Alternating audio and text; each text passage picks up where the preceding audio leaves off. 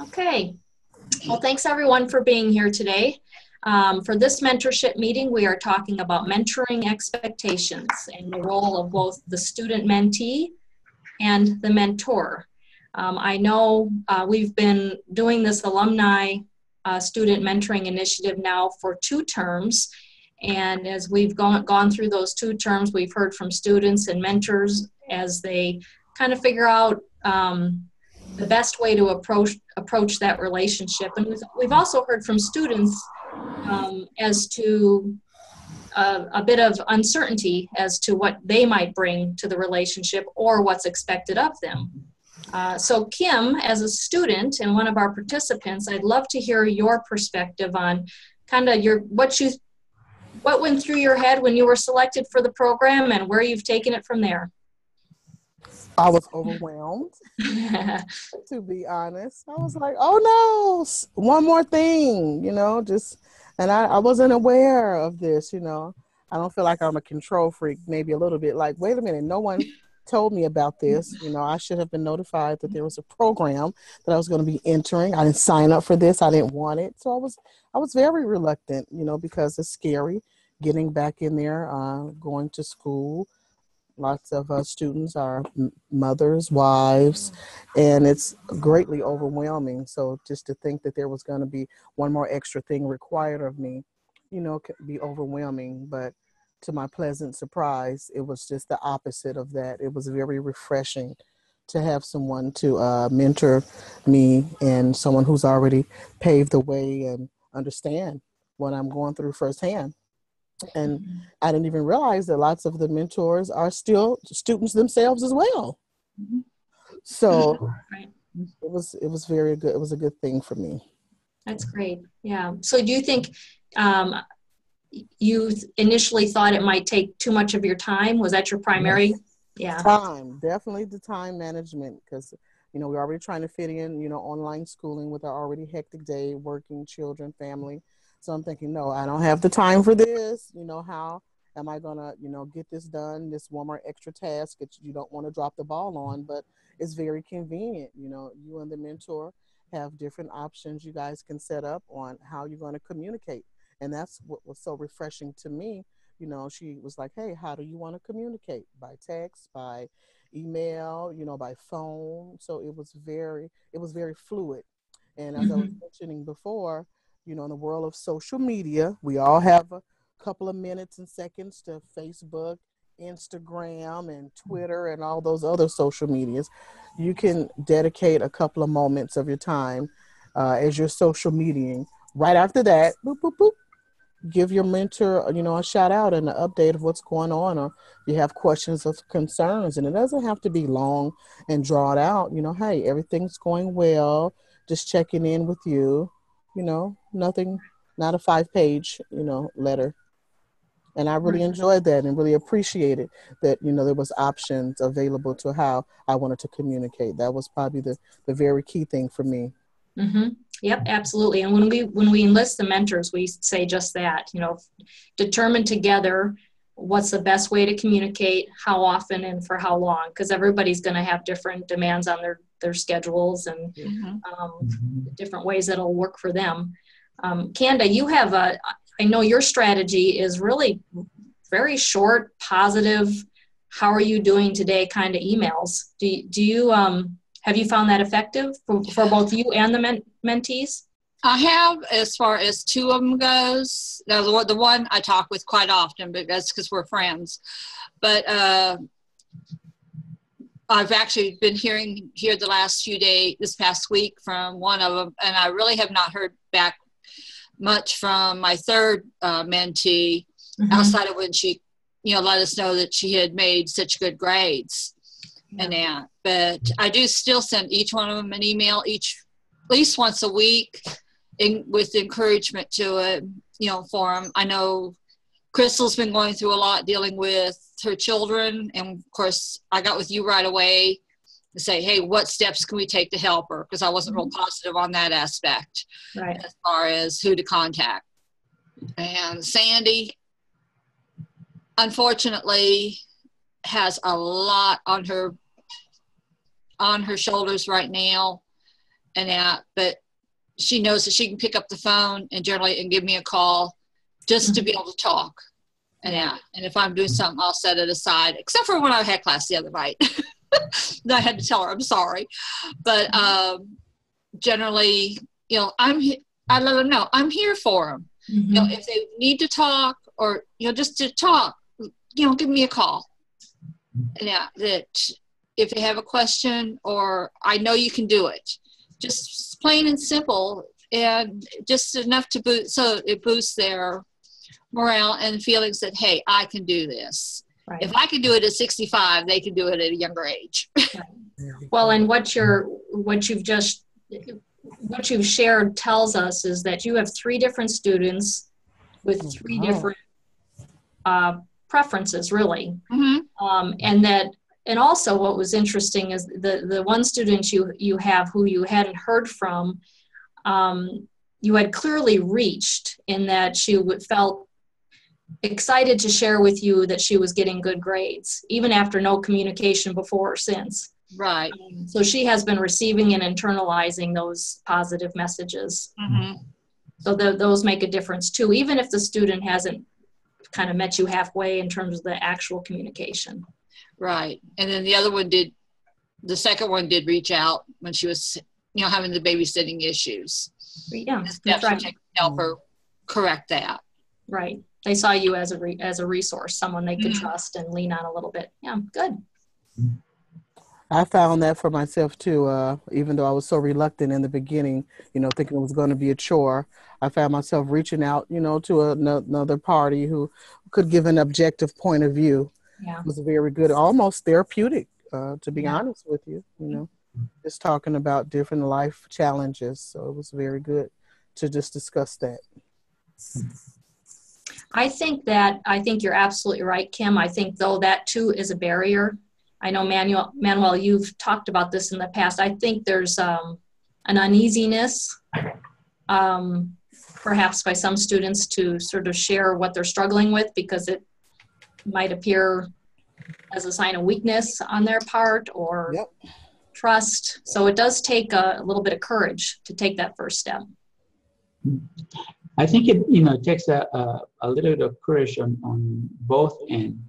I think what Kenda mentioned in terms of keeping her a positive attitude and reaching out until the other person is ready to join in a conversation takes courage and just some tenacity to, again, not overwhelm the person on the other end, but create that presence. I think also on the student side, bless you. Thank you. It was good to hear from Kim that maybe initially she felt there was an expectation that she would have to invest time and energy in a new relationship. And in many ways, that's what a mentoring relationship is. It is getting to know somebody and building that trust and making those connections as to how the experience of the other person can inform the choices that one has. As adults, I think our about 70% of our students are women, and they have dependents, and average age is 38. So we're talking about adults who are managing life and are making time to also engage in educational endeavors, which is further going to tax their time, resources that they can give to other family members. So I can see how it may appear that another relationship with another person may take away from their time, which is already taxed. So it's building, again, that friendship, as Kenda mentioned in one case, building that relationship so that you can get to know the other person and know where they may have a bit more of experience than you have in a particular area. Where I am sure even the mentee will have more experience in some areas just because of our life experiences are diverse. But I think, again, that relationship among adults, and I think sometimes people tend to think that the mentee is the one that gets most out of that relationship. And that's not true. There's plenty of satisfaction and learning that happens on the mentor side too. Absolutely. So it's good to see again that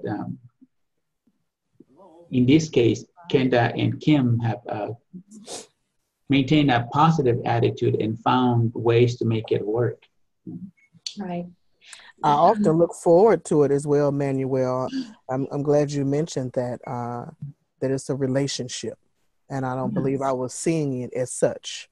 I was seeing it as a chore versus an actual relationship, and I daily look forward to, oh, let's go and see if Darlene sent me something. Yeah. And I, understand how it's going to go, and it's going to be weekly. And I'm like, let's see what happened. But I check daily anyway, just in case. And I look forward to it. Yeah. And, National American University is a career college. We have adults who are seeking further learning in higher education in order to maybe change career or profession, or explore how else they may grow as individuals to better provide for their families. And so I think there's also a great benefit to working with whether it's another student who is further ahead in the process of attaining their educational goals, or someone who has already graduated, who can be a resource once you're out there looking for a job. Yeah. I was reading a little comment that comes in when you sign into LinkedIn, and that mentioned that some 80% of people find a job through a personal connection. Mm-hmm. And so, again, this is a great opportunity to touch base with somebody who may be in a similar situation, or who has gone through that experience of looking for a job once you attain your degree in a new field. Yeah. Excellent points. I wondered, as we're talking, understanding that it seems that the biggest barrier in the mind of a student is the time it might take. If there are more effective ways of communicating what's expected. This is a program I want to keep going and would love to expand. So figuring out a way to make our students feel comfortable with what's involved. And I don't know, Kim, what in your experience made you change your mind as to whether this resource was going to be something that took away from yourself into considering this into an experience that worked with you, or that allowed you to, in a way, instead of taking away from your experience, I don't know if, but created a way in which you could see that the time you were investing in the relationship was a positive, as opposed to something that that you gave and there was nothing in return. Did that happen over time? How long of a time? Or did it take a lot of time in your time demands initially, and now you feel that it's a time commitment that is manageable? I think for me, I think it was just being overwhelmed in the beginning of starting a new thing, of returning to school. So it was just like, oh no, it's all the weight upon my shoulders. Now there's one more thing on my shoulders. And And I enjoy being accountable. So I'm like, okay, this is set up for me, follow through. So thereafter, the follow through, the initial follow through, and kind of the sharing after the icebreaker and trying to get to know, one another. And she just, opened up and shared, her story a little bit. And I think that was the icebreaker that did it for me, which allowed me to share and be vulnerable with her as she did with me. And that kind of opened it up, for me to be more accepting of the mentorship program and to even look forward to, as I mentioned, to speak with her and keep her up to date of what's going on. Kind of way of keeping yourself accountable. You have something, great to tell or ask a question about, hey, I'm having a problem with this. How would you handle it? Have a second opinion for someone who's currently, academically involved themselves. Mm-hmm. I wonder if you had to quantify that time investment, Kim, and also for Kenda, how much time out of your week would you say that you currently invest in communications or conversations with your mentor? And then after Kim answers, I wonder if Kenda can give us an average of what those investments of time may seem per person that you're working with, mentee. I would say for now, we would email at least once a week. If it's something exciting within the narrative, it could be, twice to 3 times in that week if we're responding, back and forth in the email. But bare minimum, at least once a week, and definitely a response back and forth to the narrative that was discussed. Good. And Kenda, about how much time do you invest or find that communications with each mentee takes per week? Usually I'll send out an email to each of my mentees. My one, I spent, like I say, at least a half hour or more this week helping her to help get a problem solved. My third one, I can spend 2 to 3 hours on the phone with her at times, just trying to help her get through her Excel class where she's been having a lot of trouble. And there's times when I've had to stop and kind of research what she's wanting me to find, what she's needing, because it may be an area that I'm not real skilled with. But Sandra is my biggest one that has to take a lot of time. My other two, basically, it's emailing, sending them out a positive email and to say, I'm here for you. If you need me, I know you can do it. Just keep, something positive all the time for them. And I know at Easter time, I sent out cards to all 3 of them, wishing them a happy Easter. And again, letting them know I'm here. Mm-hmm.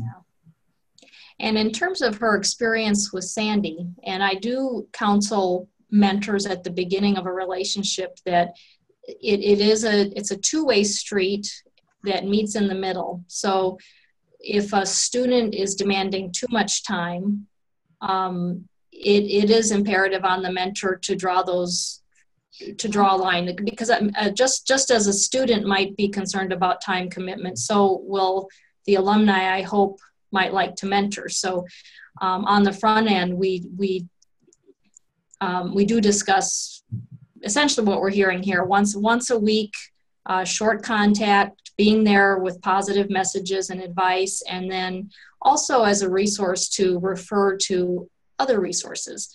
In the case of Sandy, you're really wearing a tutoring hat as much as you are a mentoring hat. Really, I agree. It's great that you've been able to help her in that way. But a mentor can also serve as a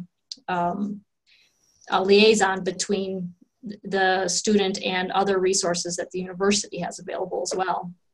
Yeah. And I think go ahead, Kenda. I'm sorry.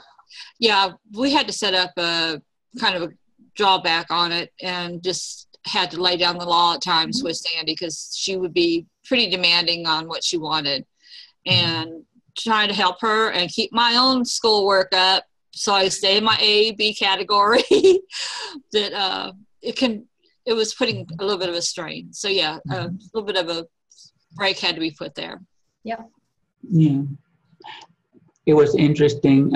As you may know, National American University has engaged in a couple of teach outs with institutions that closed. And so we were able to step in and help those students. And I got an email today from someone who is not a student of National American University, but who graduated some 12 years ago from the institution that closed. And they were requesting documents because, again, National American University made a commitment to help the students who were still working through their educational process to help them graduate. But somebody was seeking documents, and the state of Colorado referred them to National American University as a possible group that could help them. And the student wrote an email demanding that we help them immediately because the state had not been able to help them for over a month. Oh, wow. And so again, here's somebody who didn't understand the context that if we could help, it would be not because we have a responsibility to help them. Somebody else failed to help them, including their own state organization. But I think, as Tammy and Kenda mentioned, it's important that those relationships be defined. Because again, while in some cases the mentor may be able to help with content and support of learning for the mentee, that's not really the purpose of the relationship. And as you were talking about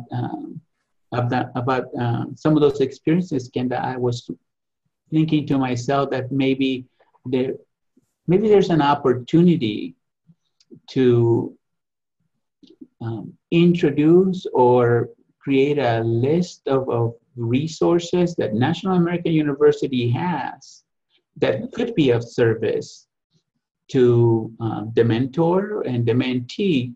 And maybe just because, for example, we use smart thinking, and I think students probably use that resource to the tune of maybe 700 to 800 times per quarter. But we also have some resources like the math resource center, and we're creating other tutoring resources for different subject areas. And so there may be those opportunities to introduce both the mentee and mentor to those resources so that they can work together for this, so that the student knows how to use those resources without the mentor trying to become an expert in many academic areas. Yeah. I did send out, Manuel, to your point, within the last few weeks, an infographic that our marketing department had put together about NAU resources. Yeah. Smart Thinking, I think, is the first one listed. I was just going to try to share my screen if I could find it quick. But so that's worth distributing often. But then also drawing on the experiences of mentors like Kanda as to what maybe is lacking in terms of what we offer. If we have a lot of students struggling with Excel, maybe there's a way we can better meet that need or whatever the need might be. So the insights from the mentor can be very helpful to the services we provide to students. Absolutely. I feel like once the mentee initially engages and just follow through with the program, I feel like more success would come about if they just initially go ahead and engage. Mm-hmm. Yeah. Mm-hmm. Yeah. And go ahead. Oh, I was just going to say that as Kim mentioned, if the system works for one student, I know that that will build momentum. And others will also see it as a viable way to make the learning experience a little bit easier. Yeah, I agree completely. And I think that's just a matter of having more conversations like we're having, figuring out how we communicate the benefit. Maybe timing, Kim, what you said was interesting. I know it was your first semester in college, right? Yeah, my first semester returning in over 8 years. Yeah, so that was an especially overwhelming time for you. But the beginning of a school term might always be an overwhelming time. So maybe the match is better timed middle term to middle term, or straddling two terms rather than overlaying an academic term. I mean, those are tweaks we can think about and play with a little bit. Because I know it was overwhelming with stepping from undergrad to graduate school. Right. And it kind of was just a little bit eerie or scary, especially after 20 some years having been out, closer to 30, and having gone back a few years back. And so, yeah, I can see where she's saying it could be overwhelming. And we haven't mentioned it, and maybe this is a point for another time, but I think sometimes those labels are kind of hard to wear, whether it's the mentee label or the mentor label.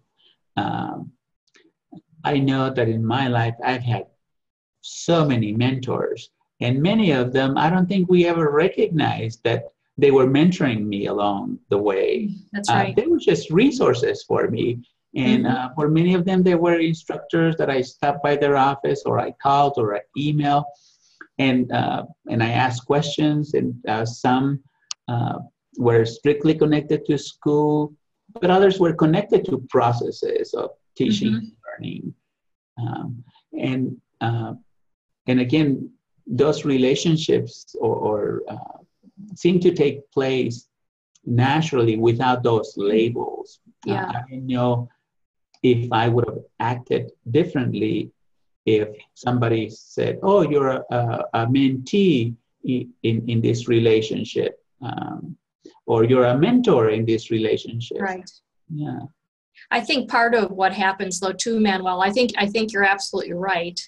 In the case of our mentoring initiative, we're essentially matching strangers, and we attempt to do that. I mean, we attempt to ease that match by lining up degree programs with the alumni's experience, and then the alumni aspect of it too. And as Kim, as you mentioned, many of our mentors are both alumni and students. So there is a peer connection, but these are individuals who have never met each other. The disadvantage is just as Manuel articulated. The advantage is that should a student have the courage, as you did, Kim, to step forward, you have a really great opportunity to develop some soft skills so that down the road you recognize, as Manuel has said, there are people in your life that even if it's not a formal match, that you can draw on for assistance and not be afraid to ask for advice or feedback. So I think what you described, Manuel, is very likely what's holding some students back. But Kim, as you have said, there's just such great advantage to taking that first step and taking a chance on the relationship. And I just had a thought. Go ahead, Kim. Sorry, Manuel. I had a thought process. Just as we're meeting now, I'm wondering, because when you said meeting strangers, it struck me that I'm wondering to have more accountability if the mentor and the mentee could meet in a forum such as this. When the matches, when we're matched up, wonder would that ease things a little better, possibly. Just an idea, a couple of the mentees and a couple of the mentors, have a time set aside to, and I'm sure you have lots and lots of students, but, throughout the course, at least attempt to have a meeting such as this to kind of smooth things over, break the ice of the whole stranger aspect of things. Interesting, like an introductory. Yeah, that's what I was thinking. Sounds like a good idea.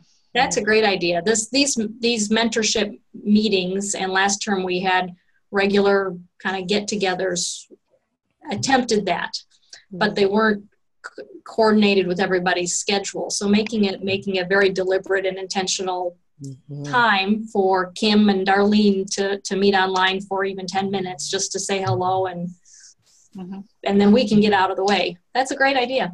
Yeah, and dealing with the various time zones too creates a little bit of a problem. I know I have to sit and sometimes calculate, what the difference is between the different, like Mountain Time or here Eastern Time, which is what I'm on, and I'm figuring, well, this is the time I need to be. Yeah. I'm in Mountain Time, and I got Central Time down, but then whenever I have to think Pacific Time or Arizona, which never changes, Arizona never changed. All the years I lived there, that was for 17, 18 years before I moved. But everyone around you changes, so you've got, got to keep track of it. Wow. I was very happy to learn after I figured out the time difference. I'm like, yes, I have 1 more hour of which to submit to the Dropbox. Good. That's what I was doing today after they got my computer fixed. Okay, well, we have been chatting for a half hour. I have found it to be really helpful and engaging. I hope you all have too. Yeah. Are there, as I always like to say, are there any parting words before I let you go on your way and end this meeting? Continue the good work. Oh, thank you, Kim. You too. You too. Yeah, absolutely. Yeah. And thank you for sharing your time with me. Oh, it's my pleasure. My pleasure. Yeah, we really appreciate it. Your insights are incredibly helpful because there are, 20 plus students just like you that we're trying to figure out the best way to reach and help. So thank you for providing that perspective. Oh, you're welcome. Okay, well, have a great day, everyone. Thank you. You too. Bye. Bye-bye.